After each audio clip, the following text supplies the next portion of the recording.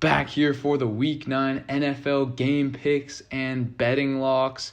And we had a huge week last week. But before we get into that and the Week 9 picks, I have to urge you all to please subscribe. We are so close to the 2,000 subscriber milestone. So if a few of you guys hit that subscribe button, we will be able to hit that in the coming days, which will be great for the channel's growth.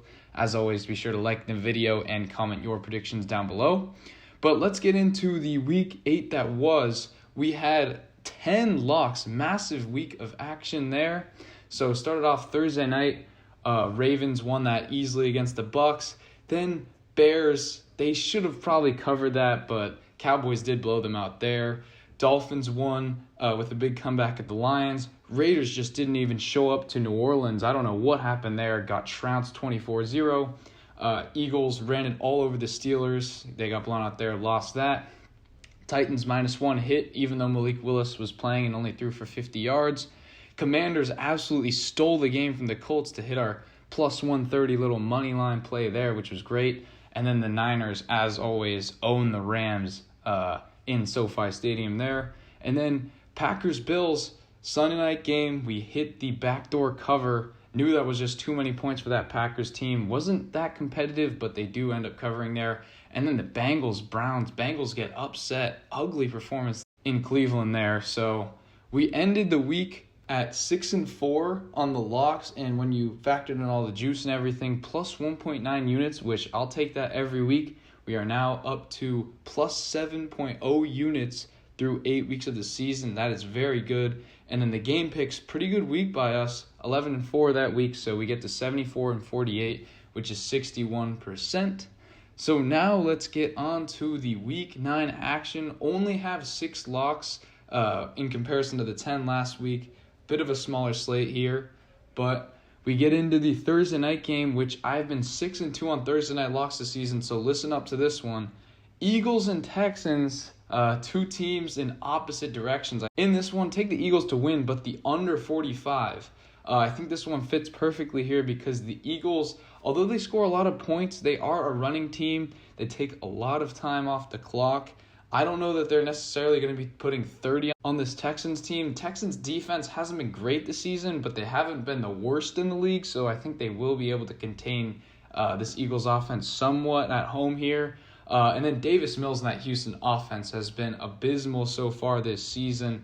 Mills was pretty good last year, but this Texans team, other than Dameon Pierce on the ground, has not been doing much this season. So I think under 45 is the play here.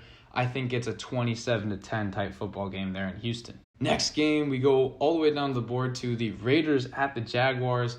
And can't believe I'm doing it here, but give me the Raiders here at -110 money line. I just think this is a great price. Both of these teams probably deserve records better than what they have so far. They probably both deserve to be around 500, but it just is what it is.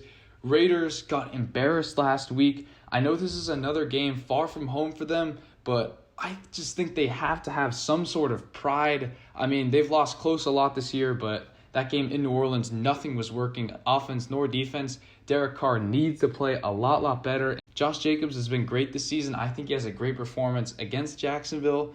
And the Jags lost in London to the Broncos, so that wasn't a great performance there, coming all the way back across the pond to Florida. I don't know how good they're going to be. So in this matchup of 2-win teams, I just think the Raiders are better. I think they get a great bounce-back performance here and cash the -110 money line play there. Next game, we got the Vikings at Commanders, and I do like the way this Vikings team's been playing, but I think their record is a little inflated at 6-1. Give me the Commanders +4 at home here. Taylor Heineke has been playing great for the Commanders these last couple of weeks, and Washington does have a little 3-game win streak brewing here. Washington absolutely stole that game in Indianapolis. They were really sleepwalking through the first 3.5 quarters, but then finally got it going. And I think if Heineke plays like that against this Minnesota defense, he'll be able to move the ball. And I just do not trust this Vikings offense. Thielen went down in that one, and they should have put the Cardinals away much easier. I mean, the Cardinals had so many chances in that game, but Kyler made too many mistakes. So I think this one is a very close field goal type football game. And even if the Vikings win by a narrow margin, we will still cover that spread there. Next game, we get to an NFC West battle. This is the second leg of the Seahawks and the Cardinals. The first one, Cardinals really didn't even show up in Seattle. It was kind of a lame game there. I think they lost 19-9. Give me the Cardinals to win this one, -110 money line. I just think they're the better squad here.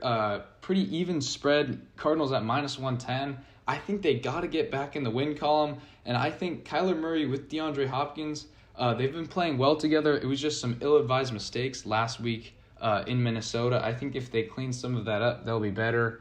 And I just think this is one that they've got to have in the division. They're a better team than the Seahawks when you look at the two rosters. So give me the Cardinals in a must-win game at home there. Next, we get to the Sunday night game. And going to be honest, I do not know who's going to be playing for the Titans at quarterback. I'm going to assume it's Malik Willis because Tannehill didn't even travel to Houston for that game. And I still like the Titans at +13 here. Even though he only threw for 50 yards in Houston. And that's because this running game is potent with Derrick Henry. The Chiefs' defense really hasn't been too great this season. Their offense has been stellar, but the Titans' defense has shown up to play so far this season. I think it's just going to be a grimy, mucky game where the Titans slow the game down, take away possessions from Kansas City. I think the Chiefs still win, but 13 is a lot, as you've seen in the last Sunday night game between the Bills and the Packers. A lot of backdoor potential here. As long as Malik Willis doesn't make some game-losing mistakes, I think the Titans will be able to keep it within the 13 points there. Then finally we get to the Monday night game where we have the Ravens and the Saints going at it.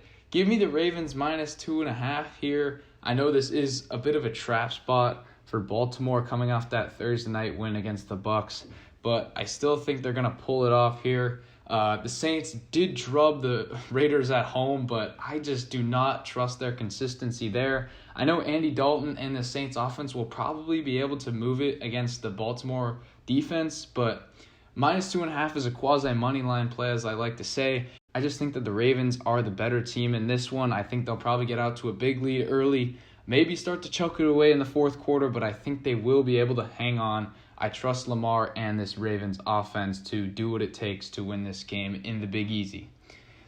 So with that being said, let me know what you guys think of my Week 9 NFL plays in the comments down below. As always, be sure to like and subscribe, and I will see you all in the next one.